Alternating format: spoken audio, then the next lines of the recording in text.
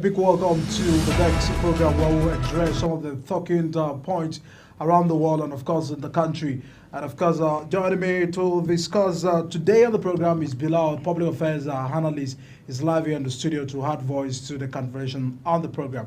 Good to have you join us on the show. It's my pleasure, Michael. Thanks so much. Let's begin with the foreign scene. As Donald Trump has said, he wants to grant green cards to foreign graduates from the United States colleges in an apparent softening of his typical hardline view on immigration, a key election issue that is quite ongoing as they are preparing, the United States is preparing for the forthcoming election.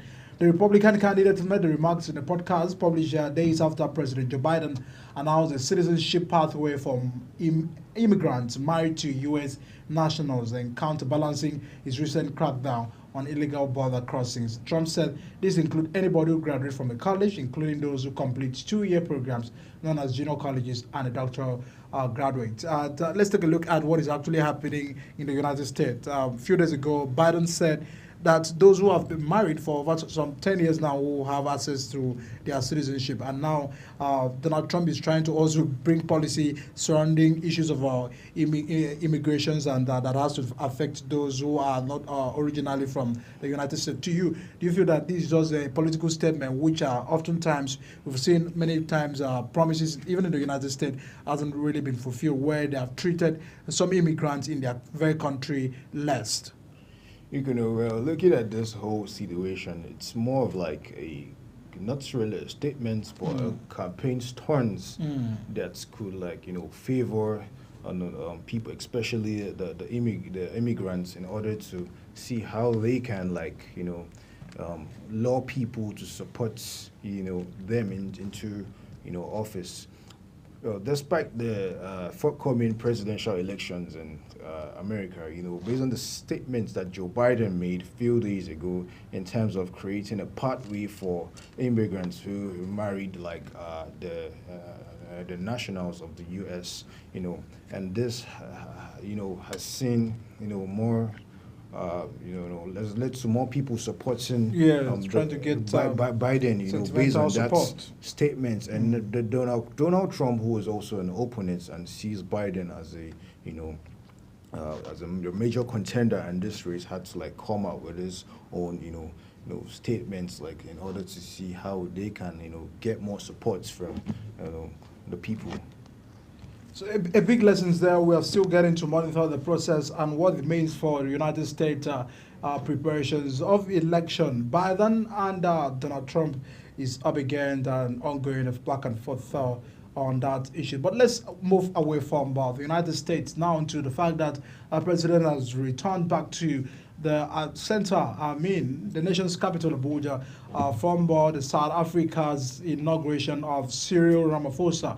And a lot of concern to what lessons has Nigeria gotten from that. We saw yesterday the president was able to meet with the president of South Africa for bilateral relations and all of that. There have also been issues of conversations regarding the elections, the transparency of South Africa's election compared to what we had in INEC conducting in the 2023 election. To you, is there any peculiarity, any unique lessons that Nigeria must be able to also learn from their very South African sister? We're looking at the South African, just concluded South African elections. When you look at the South African system of government, you tend to find out that South Africa operates in a multi-party parliamentary democracy, whereby power is being shared between the presidents and the parliaments, and in that sense, the parliament elects elects the presidents. In this case, there has been so many speculations because the ANC, which is the ruling party, has been in the helm of affairs for the past 30 years, and the just concluded parliamentary elections, they had to lose the majority, and that also had to give rise to the Democratic Alliance, which is the second majority in the South African parliament. And this Democratic Alliance has been dominated by the whites. And the apartheid movement still has its own post effects in South Africa today in terms of the in terms of the political, environment, and this, was an escape route for Ramaphosa, in the sense that he had to call for a coalition. If not, the ANC will lose, the presidency to the Democratic Alliance. And, there was also different factions in terms of like the former president Jacob Zuma, who was, from the ANC, and he went ahead to form his own party, the MK party. And we also had the economic freedom fighters, which is being led by Julius Malema. So in this case, we know that Cyril Ramaphosa, has really had so many, issues in terms of like corruptions and money laundering cases, and also his economic policies, wasn't really effective at all, and it has led South Africa to experience an economic downturn, and also, an increase in poverty and failures in the public service.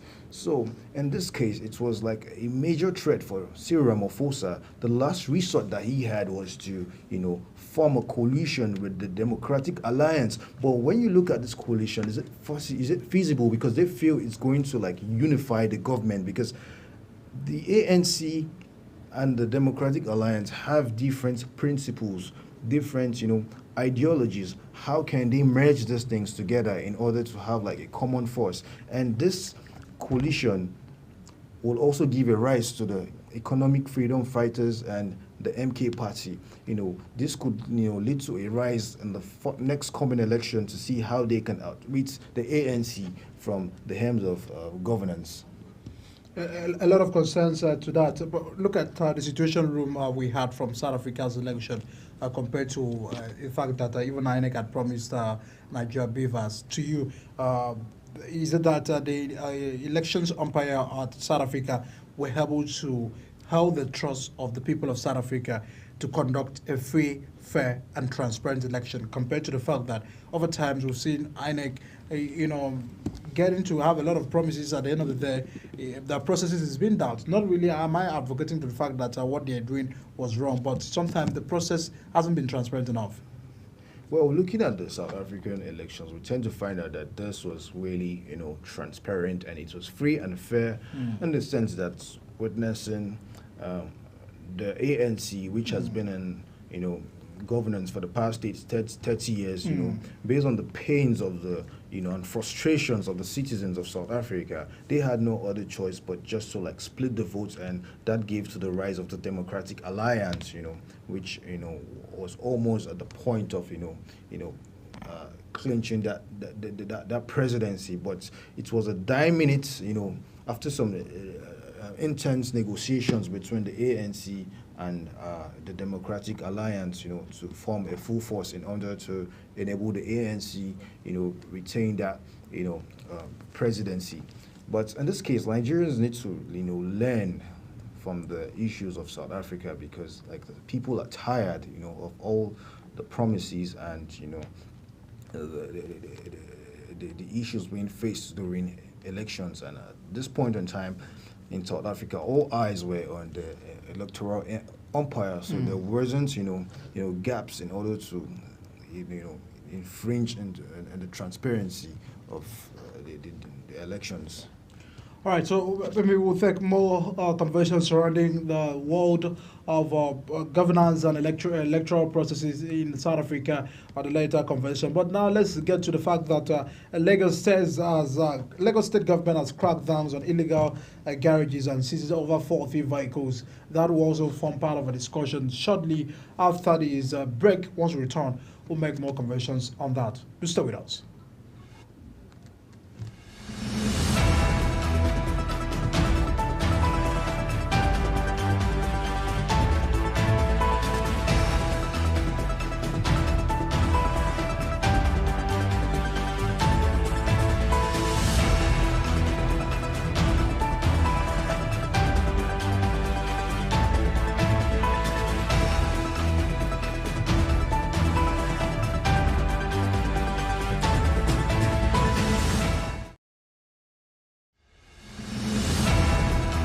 Is the desk on Global Television? Nigeria, come join Anthony Mamadou on television's most compelling and facts-finding talk live show. We are definitely. We are definitely because that this country gets it right. It's The Dex on Global Television, where we analyze and dissect storming issues and commentaries in the world's biggest black nation, Nigeria. Who is being held accountable for this money? The eyes have it. We stay and decide policies and reforms on The Dex. Tune in Mondays to Fridays, 5 p.m. to 6 p.m. on Global Television. Let's stay on The Dex.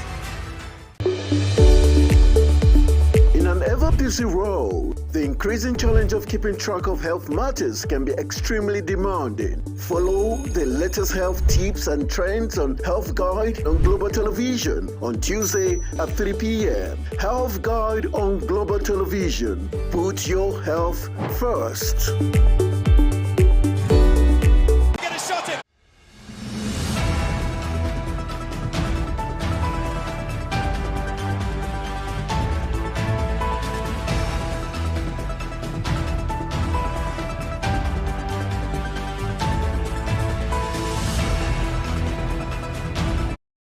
All right, many thanks for still staying with us on the program. There's a move by the Lagos State government to close down some garage, and they've seen some vehicles surrounding the Lagos premises, and I mean the major city.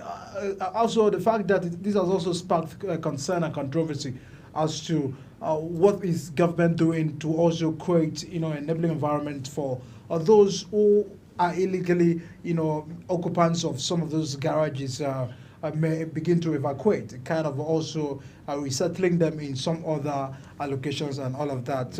We've seen how garages have also been used for some criminal activity, so we may understand the intention of government is to be able to check rises of insecurity. But there is more to do in handling such sensitive issues away from just policing them and arresting and seizure of over 40 vehicles, linked to all of this. I mean, you've been in Lagos, so you were Lagos brought up as well. You've seen what really goes on in Lagos. Give us an understanding about garages we have in Lagos, and for the fact that if really these have been used to perpetually cause mayhem in the society. Well, over the years, we've experienced, a high level of maintenance in Lagos, and most of this, people, hide, under the bodies of those garages. We feel there is a breach, in the architecture of the Lagos State Ministry of Transportation, whereby there isn't any, adequate data in order to see how they could, track the operations, transport operations, and these garages. And it's also a front for criminals to take advantage of, in order to extort funds from commuters and motorists within the states. And you tend to find out that most of these parks that we see doesn't have any form of security in place in order to protect commuters. We feel the Lagos State Ministry of Transport needs to review its transportation architecture. They need to review their mode of operations in order to have an adequate data, and also come up with some innovations in order to track garage activities within the states. Yeah, I'm more worried about the fact that away from just cracking down on these illegal garages, aware of the fact that a lot of people have been trying to make occupancies in Lagos to a situation of the survival of the fittest, wherever I can be able to fit.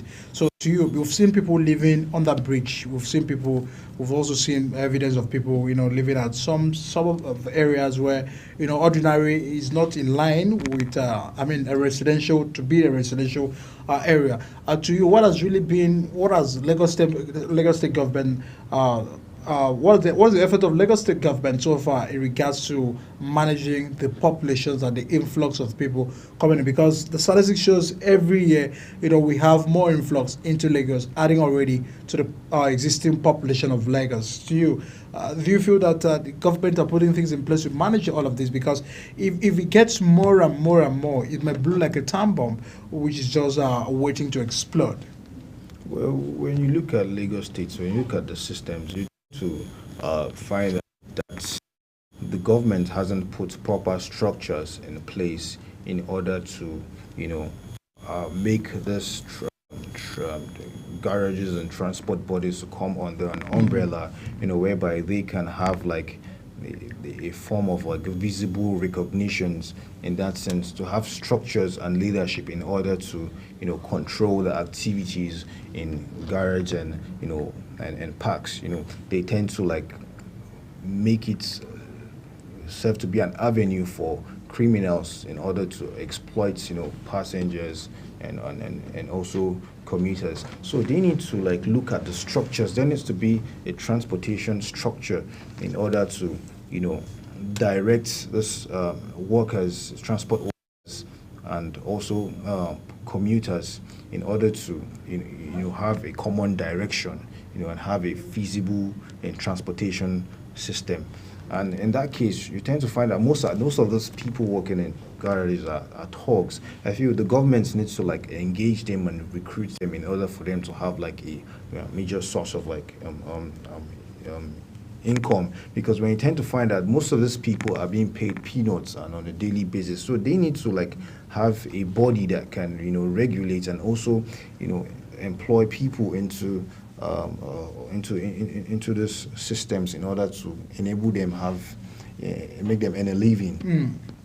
Yeah, earning a living must be effort of government, and it's not just about the talking. It's about also doing the talk, showing intervention. I recall we've oftentimes get to praise the president for the fact that he did so well when he was governor of Lagos, and many times a lot of people are saying Lagos is not really the Lagos we got to see, and sometimes people are also applauding the governor, that the governor seems to be doing so well in that transformation. So looking at your landscape of what Lagos is really, the map, the roadmap of Lagos, the transition of Lagos from the Lagos of then to Lagos of today, do you really feel that there is more to do to be able to tackle, the emerging exigencies that, probably because of the population of Lagos that are facing today, an influx of commercial businesses and economic purposes, they can be able to see how they can be able to manage? Because when you look at other major cities, in Nigeria and in Africa, Lagos is playing a lot of role in that regard. So there's a need to be able to hasten up process from the part of government. What is your assessment so far of what Sanwo-Olu has been able to put in place in managing the emerging challenges of Lagos? Because the challenge will always be there to emerge. Well, we all know that over the years, Lagos has had like a transformational plan. But it's not just all about designing the transformational plan. The problem there is the issue of translating, your plans and strategies into actions. And they need to have a framework to see how they can enable them realize the strategies that they have like put, in place. The major problem that we have is this translation of those strategies into actions, and also, putting in some technocrats into the system. Just look at the transportation system, for example, in Lagos. It's, facing lots of challenges. So on this point in time, like Lagos needs to digitize its transportation system. They've had, plans on, bringing in public mass transit system, building, terminals, but they have a long way to go. They need to review their plans and policies and look, for a way in order to implement them and track, these plans and policies. All right, let's move away from Lagos and some of the challenges and developments in Lagos as well. We'll get to have more conversations surrounding that. Let's now get to Kano. As the Kano state government has directed the Commission of Police to remove the 15th Emir of Kano, Aminu Ado Bayero, from Nasarawa Mini Palace, where he resides.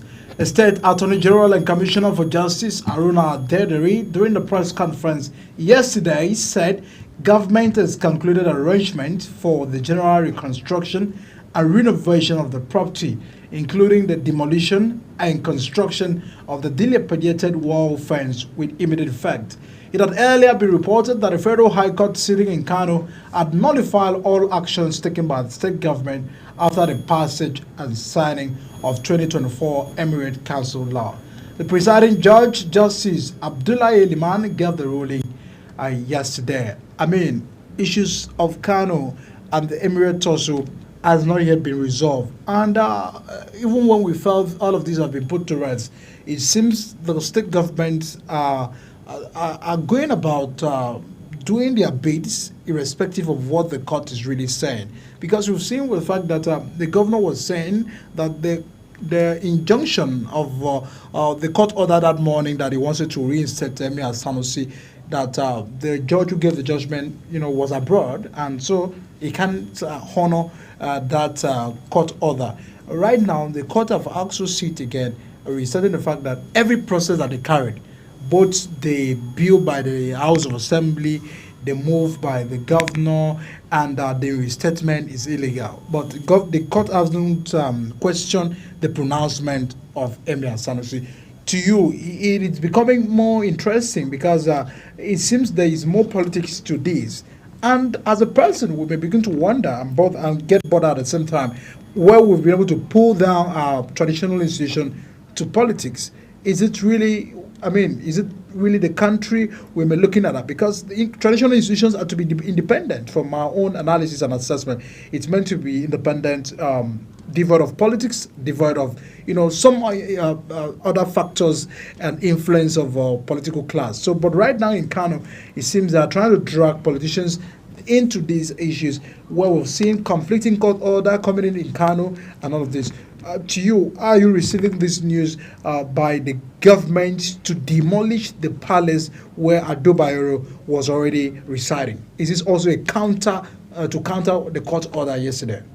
Well, when you look at the tension in Kano, it's quite political because, the previous administration had to dethrone Sanusi Lamido, and we all know that on a daily basis, traditional institutions gets weak in the sense that the governor is, has the constitutional backings to install or dethrone a traditional ruler. In that sense, the past administration led by Umar Ganduje had to dethrone Sanusi Lamido, and Sanusi Lamido made a statement that it's God's willing for him to be dethroned, and its power is being granted by God only. So right now, in this sense, when you look at the case of Kano, like the present governor, before coming into office, he said that he is going to revisit the case of Sanusi Lamido's dethronement. And the legislature, it's responsible to enact laws. And looking at this situation now, the judiciary is meant to, execute the laws. But we are witnessing different forms of courts, conflicting court injunctions, which isn't really healthy for, our democracy today. So there has been a political tussle between the leader of the past administration and also the present administration in Kano today, because the former governor happens to be the chairman of the APC, and the fact that he lost the elections and going to the courts to see how he can